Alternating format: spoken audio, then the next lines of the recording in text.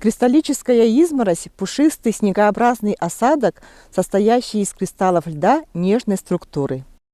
Наиболее благоприятные условия для образования и сохранения кристаллической изморози создаются в антициклоне, когда воздух почти неподвижен, погода ясная или малооблачная.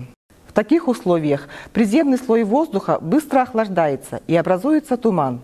Водяной пар, из которого состоит туман, при температуре минус 10 и ниже превращается в лед, который откладывается на ветках, проводах и других предметах. Этот процесс называется сублимацией. Процесс образования изморози довольно сложен и зависит от колебаний температуры, влажности воздуха, наличия или отсутствия ветра. В зависимости от сочетания этих факторов она может образовывать разные кристаллы. Различают кристаллическую изморозь листовидную. Это слой тонких кристаллов льда листовидной формы.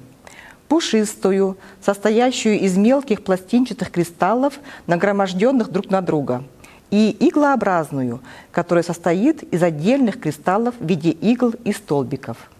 Кристаллическая изморозь образуется при температурах от минус 10 до минус 30 градусов, а в условиях Якутии при более низких температурах. Чем ниже температура, тем тоньше структура изморози, и тем более ажурной и нежной она выглядит. Кристаллическая изморозь образуется зимой во многих регионах Земли, но именно в Якутии она является основным видом обледенения. В условиях нашего климата она сохраняется долгое время и в конце морозного периода образует красивые снежные гирлянды.